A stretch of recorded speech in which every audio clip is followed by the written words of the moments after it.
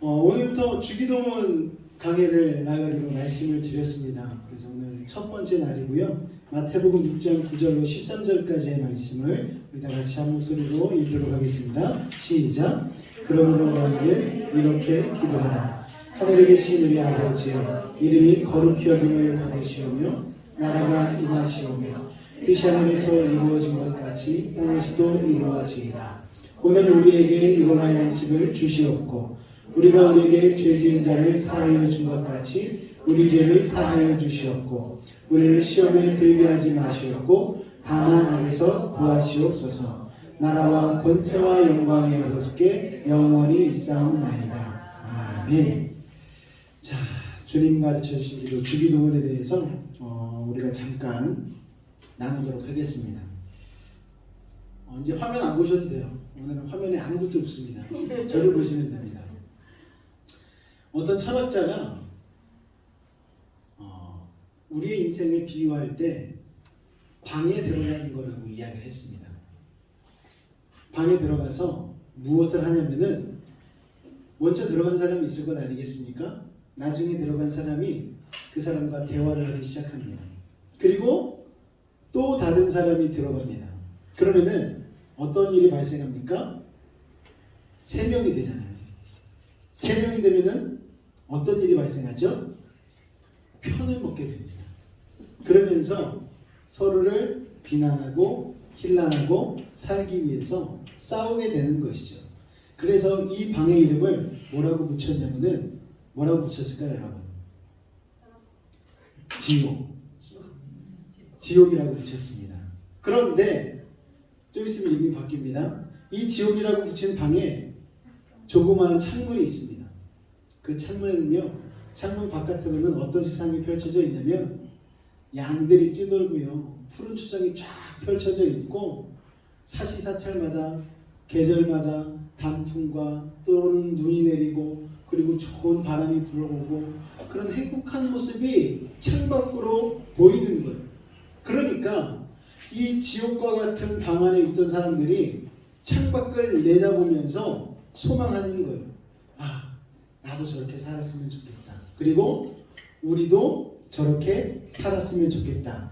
그래서 이 방의 이름이 바뀌게 되어집니다. 뭘로 바뀌냐면은 세상으로 바뀌게 되어집니다. 여러분. 그래서 우리는요, 이 땅 가운데 살면서 정말 이 좁은 방 안 같은 답답하고 서로 힐난하고 비난하는 쉽지 않은 욕심 많은 죄 가운데 있는 세상이지만 하나님의 나라, 좋은 나라를 바라보면서 살아가기 때문에 이 땅에서도 지옥과 같은 삶일지라도 살아내야 될 이유가 있는 것이고 살아볼 만한 삶이 되어지는 것이죠. 하나님 우리를 바라보실 때에 어떻게 바라보실까요, 여러분?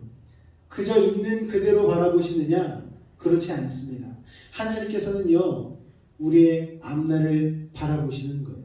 지금 당장의 어리석고 부족하고 죄 있는 모습을 바라보는 것이 아니고 우리의 성장한 모습을 꿈꾸시는 거예요.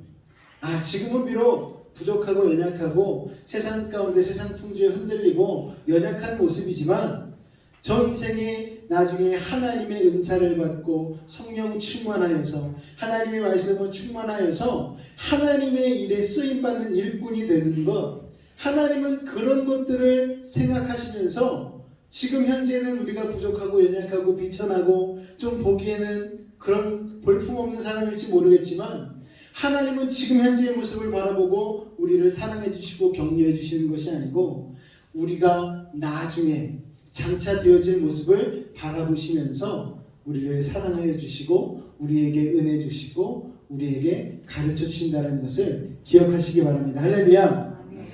그래서요, 우리가 지금 당장의 모습에 바라보면서 실망할 필요가 없는 거예요. 지금의 모습은 앞으로의 모습이 아닙니다. 그냥 지금의 모습은 지금의 모습일 뿐이에요. 우리는 앞으로 더 성장할 것이고 더 멋져질 것이고 더 성숙할 것이고 더 하나님 나라의 백성다운 모습으로 변해갈 것이기 때문입니다. 저도 여러분들을 대할 때에 그와 같은 시각으로 여러분들을 바라보고 목회에 정진을 하려고 합니다. 여러분, 저도 마찬가지입니다. 여러분들이 저를 그런 시각과 시선으로 바라봐 주셨으면 좋겠어요. 제가 여러분 뭘 알겠습니까? 우리 나이 최고 많으신 권사님이 바라볼 때는 손짓벌밖에 안 되잖아요. 그런데 그럼에도 불구하고 믿음으로 바라보는 거죠. 좋은 목사님이 될 거야. 좋은 교회가 될 거야.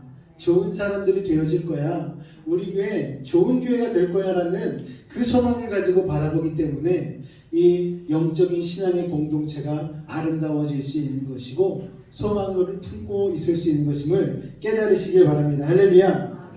그래서 주님이 가르쳐 주신 기도를 배우는 것이 우리에게 참 필요하겠다라는 생각을 하게 되었습니다. 왜냐하면 기도는요, 지금 우리의 부족함을 채우는 것도 물론 필요하겠지만 하나님과의 장기적인 부분에서 관계적인 발전을 가져오는 것이기 때문입니다. 단순히 우리가 구하는 것이 기도라고 생각할 수 있겠지만 그렇지 않습니다.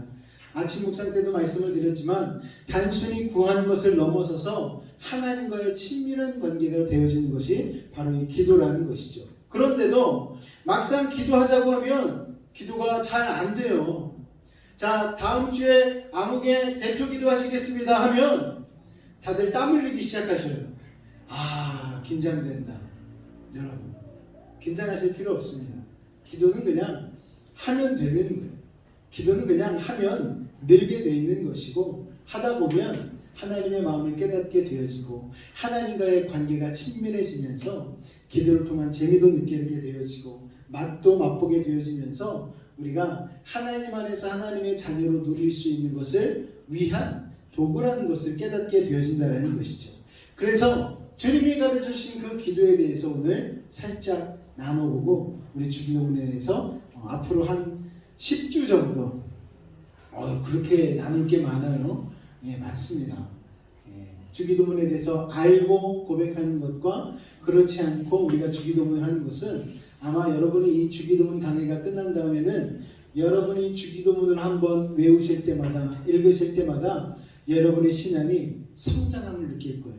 아, 하나님 이런 은혜를 베풀으셨지, 그런 마음으로 기도를 묵상하게 되어질 것이고 기도의 능력을 경험하게 되어질 것입니다. 할렐루야. 네. 얼마 전 영상을 보니까는요, 어떤 대학에서 졸업생이 마지막으로 졸업사를 하는 시간을 가지게 되었습니다. 그런데 그 졸업생이 교장 선생님께 미리 컨펌을 받은 졸업사를 그 자리에서 찢어버립니다. 그리고 어떤 얘기를 하냐면은, 저는 사실 교장 선생님께 허락받은 졸업사가 있는데 오늘 이거 하지 않겠습니다. 그 자리에서 찢어버리고 그 다음에 여러분들에게 신뢰가 될지 모르겠지만 저는 오늘 제가 이 자리에서 해야 될 일을 하겠습니다 하고서 뭘 했을까요, 여러분? 주기도문을 낭독하기 시작합니다. 그러니까 그 자리에 졸업생에 찾아온 부모님들과 졸업생들이 다 같이 박수를 치기 시작하는 거예요. 왜 그랬을까요, 여러분? 국가의 법적으로 공식적인 학교의 자리에서 신앙을 고백하는 것을 제한하고 못하게 금지했었는데, 그는 내가 어려서부터 하나님을 믿는 이 믿음을 고백하는 것이 내 사명이고 내가 해야 될 마땅한 일이라고 느꼈기 때문에 오늘 이 자리에서 그 주기도문을 낭독하기로 얘기를 하고 용기 있게 낭독을 한 것이죠. 그리고 나서 CNN에서도 그 사람을 불러서 인터뷰를 하고 세상의 많은 SNS에서 그 장면을 찍어가지고 많은 사람들을 공유하며 잘했다고 칭찬을 받는 그런 일들이 일어나게 되었습니다. 사랑하는 여러분, 세상은요 우리의 믿음을 자꾸만 짓누르려고 해요. 그리고 겁나게 만듭니다. 우리의 신앙을 드러내고 고백하는 것에 대해서 세상을 자꾸만 억누르려고 합니다. 그러나 여러분, 세상보다 강하신 분이 누구십니까? 하나님 아버지시죠.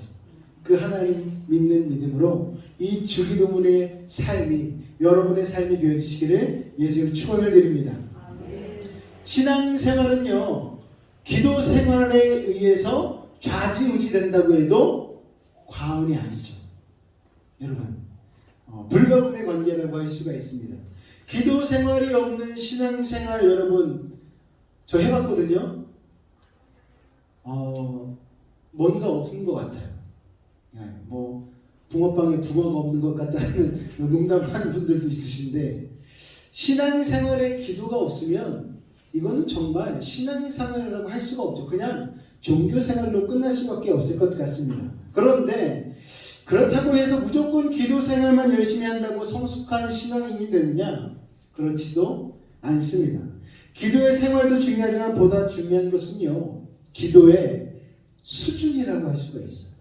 이렇게 얘기하면 목사님, 기도에도 수준이 있어요? 이렇게 질문을 할 수가 있습니다. 어떤 수준의 기도를 드리면서 사는가 하는 것이 그 사람의 현 신앙의 지표를 나타낸다고 하는 것이죠. 여러분, 이렇게 하기하면 기도에도 어떻게 수준이 있습니까? 기도는요 그냥 우리가 급할 때 하나님 앞에 그냥 드리는 거잖아요. 이렇게 얘기할 수도 있겠지만 아니요, 기도에도 분명히 수준이 있습니다. 하나님은요 낮은 수준의 기도도 무시하지 않고 들어주셔요. 그런데 기도에는 분명히 낮은 수준의 기도가 있고 높은 수준의 기도가 있음을 여러분 기억하시기 바랍니다. 교회 성장적인 측면에서 볼 때에 우리 한국교회는요 성공한 교회들이라고 할 수가 있겠죠, 여러분. 그런데 아직도 우리 한국교회와 교인들은 성숙한 교회와 성숙한 성도가 되지는 못했다라는 것입니다. 여러분, 성숙한 교회, 성숙한 교인이 되기 위해서 우리는 좀 더 노력할 필요가 있어요. 노력할 것들이 참 많이 있지만 무엇보다도 기도가 바뀌어야 된다는 거예요. 기도의 수준을 높이기 위해서 우리는 예수님이 우리에게 가르쳐주신 이 주기도문을 다시 한번 배워야 될 필요가 있습니다. 자세히 공부해 볼 필요가 있다는 거죠. 예수님이 우리에게 가르쳐주신 이 주기도문을 보면 볼수록 정말 흠이 없는 최고 수준의 완벽한 기도라는 것을 우리가 알 수가 있습니다. 그냥 주기도문을 우리가 어떤 식으로 보통 외웁니까? 예배 마무리할 때 또는 회의 끝날 때에 주문처럼 외울 때가 많아요. 그러면서 주기도문이 너무 반갑잖아요. 끝날 때 하니까 이제 다 끝났구나. 너무 반갑지 않습니까? 그런데 마지막에 하는 그 주기도문이 우리의 삶 가운데 정말 간절한 기도가 되게 할 수만 있다라면 우리는 그것만으로도 얼마든지 우리와 우리의 자신 그리고 우리가 다니는 교회를 성숙한 교회 그리고 우리 스스로가 성숙한 성도가 될 수 있다는 것을 여러분 기억하시기를 바랍니다. 주기도문을 설교하게 되면서 주기도문으로 간절한 나의 기도를 삼아야 되겠다라는 생각을 하게 되었습니다. 그리고 이 주기도문을 철저하게 이루기 위하여서 살아야겠다라는 분명한 목표를 설정할 수 있게 되었습니다. 주기도문으로 여러분의 기도를 삼으시기 바랍니다. 그리고 여러분의 삶과 여러분의 신앙의 목표를 삼아서 그 목표를 하나하나 이뤄가실 수 있는 믿음의 사람들이 되시기를 예수님 부탁을 드리겠습니다. 주기도문에서 제일 먼저 나오는 구절이 어디냐면은 하늘에 계신 우리 아버지. 여러분, 이 말씀은요 기도의 대상이 누군지에 대해서 말씀해주고 있죠. 여러분, 또 하나님이 우리와 어떤 관계 또 어떠한 상관에 있으신지를 우리들에게 분명히 가르쳐주고 있다는 것입니다. 우리의 기도를 들으시는 분, 즉 우리가 기도를 드려야 할 대상이 누구십니까? 하나님이시잖아요. 그런데 때로는 우리를 기도를 하면서 이거를 까먹을 때가 많다는 거예요. 어떤 신학교에서 여러 가지 비리가 있었던 것 같아요. 신학생들이 머리에 띠를 두르고 데모를 하기 시작했습니다. 참 천막에다가 금식 데모라고 써놨어요. 그런데 어떤 교수님이 신학대 교수님이니까요. 가다가 보고서 그 대표를 불렀습니다. 금식 데모는 아니다. 금식 기도는 누구에게 하는 것이냐? 사람에게 하는 것이냐? 하나님께 하는 것이냐? 그랬더니 그 대표가 우물쭈물하는 거예요. 왜냐하면 금식은 하나님께 하는 거잖아요. 그런데 데모는 누구한테 하는 겁니까? 사람한테 하는 거잖아요. 그러니까 이거 이름이 맞지 않아. 바꿔. 단식 투쟁으로 바꿔라 라고 얘기를 해서 그 자리에서 알겠습니다 하고 단식 투쟁으로 이름을 바꾸게 되었습니다. 이게 아무것도 아닌 것 같은데 대상을 확실히 정해야 된다는 거예요. 여러분, 바리새인들의 기도가 잘못된 이유가 무엇입니까? 대상이 하나님을 향해야 되는데 하나님이 아닌 사람들을 향해서 나는 일회에 한 번씩 금식을 하고 나는 뭘 합니다 라고 분명히 하나님께 드리는 기도를 가지고 사람 앞에서 자랑을 하니까 예수님께서 나무라셨죠. 회칠한 무덤 같다고 하셨지 않습니까? 기도의 대상이 참으로 중요하다라는 것이죠. 여러분, 기도는 누구에게 하는 것입니까? 하나님께 하는 거예요. 우리의 기도의 대상은 하나님이십니다. 그런데 우리는 때때로 가장 평범한 이 진리를, 이 기본이 되는 사실을 잊을 때가 있다라는 거예요. 사람들에게 보이기 위해서 기도를 하는 경우가 있다라는 것입니다. 보통 이런 예를 들 때는 장로님들 얘기가 많이 나오더라고요. 장로님들이 천지 만물을 주관하시며 생사화복을 주관하시는 하나님 아버지 막 이러면서 온갖 미사오구를 사용해서 기도를 하십니다. 물론 신앙 연륜이 오래되었기 때문에 기도를 정말 잘하실 수도 있어요. 그런데 그러기보다는 사람들 앞에 본인의 지위와 장로의 체면을 살리기 위해서 하는 경우들이 의외로 있다라는 거예요. 어떤 권사님이요, 부동산 투기를 너무너무 열심히 하시는 거예요. 그래서 단상에 올라와서 기도를 하기 시작하는데 기도하다 말고 찬송가를 다 같이 찬송가 백구동 하시겠습니다. 정신 못 차리고 살고 있다라는 거예요. 하나님께 기도를 드려야 함에도 불구하고 그 대상이 종종 세상과 사람으로 바뀔 때가 있다는 것이죠. 그래서 예수님은 주기도문을 통하여서 우리의 기도를 들어주시는 하나님께서 우리의 아버지라고 가르쳐주고 계시는 것이죠. 할렐루야. 우리의 기도를 들으시는 분이 누구시라고요? 하나님 아버지. 할렐루야. 하나님을 왕과 주인으로 온전히 인식해야 되는 것입니다. 그리고 무엇보다도 왕과 주인님과 동시에 하나님을 우리의 아버지로 인식을 해야 되시는 것이죠. 여러분, 하나님이 가장 좋아하시는 하나님과 우리와의 관계는 무엇이냐면, 아까 제가 일부러 영상을 틀어드린 이유가 무엇이냐면 하나님은 우리와 부모의 관계가 되기를 원하시는 거예요. 그래서 우리가 하나님을 아버지라 부르실 때에 하나님은 우리를 자녀라고 불러주시고 우리의 기도를 들어 응답해 주시는 것이죠. 세상에요, 부모를 잘 만나는 것처럼 중요한 복은 그다지 많지 않은 것 같습니다. 하나님을 아버지로 부르는 자를 하나님은 자녀로 여겨주시고 우리에게 은혜를 주시는데, 세상에서는요, 어떤 부모를 만나느냐가 그 인생에 지대한 영향을 미친다라는 것이죠. 반대로 좋은 부모와 훌륭한 부모를 만나지 못한 아이들은 참으로 고생을 하게 되어집니다. 그래서 요새 흙수저, 무수저 이런 얘기 나오지 않습니까? 태생에 관한 불만과 원망을 표현하는 거예요. 왜냐면은 시작점부터 워낙 다르기 때문에. 그런데 예수님을 만난 청년들, 예수님을 만난 젊은이들은요, 그 영역에서 벗어나게 되어지죠. 왜요? 하나님이 우리의 아버지가 되어주시기 때문에요. 사실 아버지가 있어도요, 아버지가 아버지 역할을 못하는 편부, 편모의 가정들이 얼마나 많이 있습니까, 여러분? 그런데도 불구하고 젊은 세대들에게 소망이 있는 것은 예수님을, 하나님을 아버지로 믿을 수 있는 길이 열려있기 때문에 그렇습니다. 여러분, 예수 믿는 청년들, 자녀들에게 최고의 복은 하나님을 아버지로 만나는 복이지요.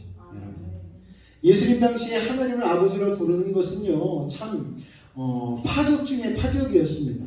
유대인들은 하나님의 이름을 부르는 것조차 불경스럽게 여겼어요. 그래서 성경을 읽어 내려갈 때 하나님, 여호와, 야훼라는 이름이 나오면은 그때만큼은 묵음 처리를 했습니다. 그러다 보니까 오랜 시간이 지나서 하나님의 이름을 어떻게 읽어야 되는지조차도 까먹어 버렸어요. 그래서 우리가 지금 성경 가운데 여호와라고 부르고 야훼라고 부르는 이 이름이 유대인들 사이에서는 입에 올릴 수조차 없는 하나님의 이름이라는 거예요. 여러분, 성경을 읽다가도 하나님이라는 글씨가 읽어야 될 때가 되면 소리를 내지 않고 묵음 처리를 할 정도로 하나님을 두려워하고 하나님을 높은 분이라고 어미하신 분이라고 생각을 했었습니다. 그런데 그 당시에 예수님이 파격적으로 하나님을 아버지라고 부르면서 기도하라고 가르치니까는요, 이게 굉장히 파격적인 기도라는 거예요. 생각해보면 당연한 일입니다. 세상의 임금 앞에서, 대통령 앞에 나가서 우리가 말 한마디 하는 것이 참 쉽지가 않습니다. 우리 성도님들이요, 저한테 말 붙이는 게 쉽지가 않으신가 봐요. 저한테 상담하기가 어려우신가 봐요. 그러신 것 같아요. 그래서 저한테 직접 연락을 안 하시고 늘 저희 아내한테 연락을 해가지고 이런 일이 있고 저런 일이 있습니다, 이렇게 얘기를 해주셔요. 그러면은 저희 아내가 듣고서 잘 걸러가지고 저한테 쫙 전달을 합니다.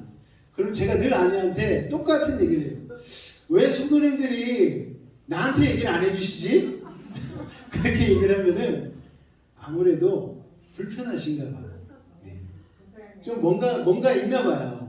제가 뭐 불편하게 하는 게 있나요? 네, 편하게 얘기하시면 되는데, 근데 관계 속에서 관계 때문에 그럴 것 같아요. 제가 목회자이기 때문에. 그런데 한 목회자를 대할 때도 그렇게 불편한데 왕을 대할 때, 그리고 대통령을 대할 때에 이게 말을 꺼내기가 참 쉽지가 않지 않겠습니까? 식사를 같이 하자고 하면 긴장이 돼서 먹지도 못할 거예요. 음식의 맛을 느끼지도 못할 겁니다. 그런데 우리의 이 생사여탈권을 가지고 있는 임금이 우리를 당신의 자녀처럼 대해주시고 자신을 아버지라 부르라고 했다면 그게 얼마나 대단한 일이겠습니까? 무비보셋이라는 사울의 손자가 있습니다. 그런데 다윗이 왕이 되고 나서 멀리 고생하고 있는 불부인 몸의 무비보셋을 불렀어요. 요나단의 아들이잖아요. 그런데 그게 후천성 질병이었기 때문에 떨어져서 이렇게 다친 불구였기 때문에 얼마나 가여웠겠습니까? 이제부터 내 상에 와서 밥 먹어. 그 식탁에서 나랑 대화해.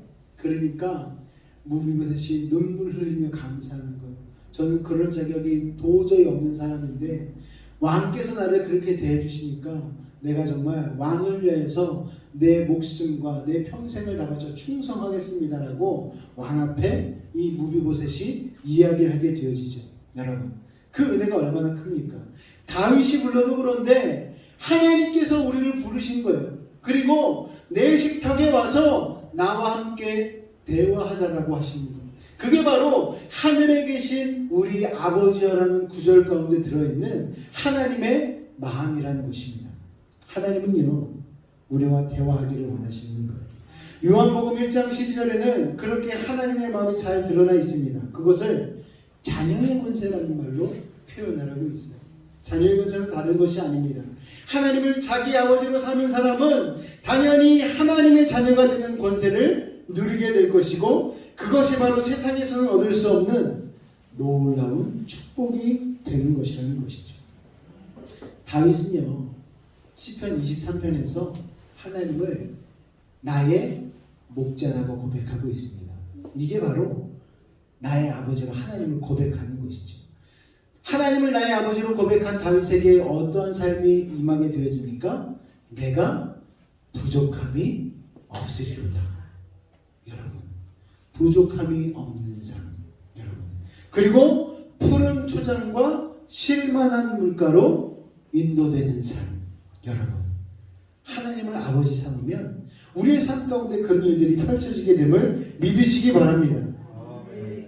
자신의 자녀를요, 물이 없고 부족하고 거친 곳으로 내모는 그런 부모님이 어디 있겠습니까, 여러분? 그런데 그럼에도 불구하고 육신의 부모들은요, 마음에는 원해요. 내 자식 잘 됐으면 좋겠어요. 내 자식 형통했으면 좋겠어요. 힘들지 않았으면 좋겠어요. 그런데 마음은 원이로되 부모들이 육신이 약하잖아요. 어떻게 부모들이 다 부자일 수 있겠어요? 다 권세가 될 수 있겠어요? 다 의사처럼 치료하는 사람일 수가 있겠습니까? 그렇지 않잖아요. 부모의 마음은 원이로되 자녀를 그렇게 100% 인도할 수 있는 부모는 거의 없지 않겠습니까, 여러분? 그런데 하나님은 다르시잖아요. 하나님은 전지전능하신 분이시잖아요. 때문에 하나님을 믿는, 하나님을 아버지로 고백하는 자녀를 여러분 하나님께서 원치 않는 곳으로 절대로 인도하지 않으신다는 사실을 여러분 꼭 기억하시기 바랍니다. 하나님의 자녀는요, 누구나 다윗과 같이 부족함이 없는 삶, 쉴만한 물가와 같은 삶, 푸른 초장과 같은 삶으로 인도함 받게 된다는 사실을 여러분 기억하시기 바랍니다. 그게 바로 하나님을 아버지로 맞는 사람이 받는 복이고요, 하나님의 자녀가 누리는 권세라는 사실입니다. 그런데 여기서 우리가 한 가지 좀 짚고 넘어가야 될 게 있습니다. 과연 다윗의 삶이 하나님을 나의 목자 삼고 나의 아버지로 삼았을 때에 부족함이 없는 삶이었는가? 푸른 초장과 쉴만한 물가와 같은 삶이었는가? 그런데 다윗의 삶을 쫙 살펴보면요, 푸른 초장은 웬말? 전쟁터에서 살았잖아요. 날마다 죽을 고생하며 살았습니다. 여러분, 그것만 봐도 다윗만 봐도 그렇지 않은 걸 알 수 있는데, 그럼 하나님이 우리 아버지께 별 소용이 없는 건가? 푸른 초장 쉴만한 물가는 고사하고 거의 평생을 전장과 광야에서 살아있던 다윗의 삶을 보면 이게 하나님 아버지를 믿어도 될 만한 건가라는 의구심이 들게 되어집니다. 그런데 그럼에도 불구하고 다윗은 뭐라고 고백합니까? 자신을 결국 푸른 초장과 쉴만한 물가로 인도해 주시는 주님이라고 고백하고 있다는 거예요. 다윗이 힘들고 어려운 삶을 살아야만 했던 이유가 무엇입니까, 여러분? 다윗이 죄를 졌잖아요. 밧세바를 취하지 않았습니까? 그 남편 장군 우리아를 죽였잖아요. 죄의 대가로 인하여서 여러분 다윗도 참 고통을 많이 겪고 사랑하는 자녀가 병으로 죽어나가는 것까지 죄의 대가로 인하여서 겪게 되었습니다. 그런데 그로 인하여서 다윗이 아예 망한 것이 아니고, 하나님께서 아예 죽게 내버려 둔 것이 아니고 거기서 다시 회복시키시잖아요. 그래서 하나님의 일을 수행할 수 있는 하나님의 일꾼으로 하나님께서 쓰임받도록 다시 회복시키셨다라는 거예요. 그러니까 다윗이 힘들고 어려운 삶을 살아야 했던 이유는 두 가지 때문입니다. 첫째는 훈련과 연단이죠. 쓰임받는 도구가 되게 하기 위해서. 두 번째는 죄로 인한 심판 때문에 다윗은 참 힘들었다라는 거예요. 그럼에도 불구하고 다윗은 결국에는 회복되어지고 정말 기네스북에 오른 최고 부자 1등에 오를 정도로 하나님께서 다윗을 축복하여 주시고 결국에는 푸른 초장과 같은 삶, 쉴만한 물가와 같은 삶으로 인도하여 주셨음을 우리는 알게 되어진다는 것입니다. 그것은 하나님의 자녀인 우리도 마찬가지입니다. 하나님을 아버지로 부르고 하나님의 자녀가 되면 하나님은 우리를 이 모든 역경과 고난으로부터 건져주시죠. 때때로 우리를 훈련시키시고 연단시키시기 위하여서 우리를 전장으로 내모시고 광야로 내모십니다. 그런데 그 와중에 우리가 반드시 알아야 될 것이 있습니다. 그것은 바로 무엇이냐면 하나님께서 우리를 그와 같은 역경과 고난으로 인도하시는 것이 아니라는 것입니다. 여러분, 하나님은 그와 같은 과정을 통하여서 결국 우리를 어디로 인도하시느냐? 푸른 초장으로 인도하여 주시고 쉴만한 물가의 삶으로 인도하여 주신다는 것입니다. 그러니까 우리의 마음 가운데는 늘 하나님 아버지는 좋은 아버지, 선한 아버지라는 믿음이 있어야 될 줄로 믿습니다.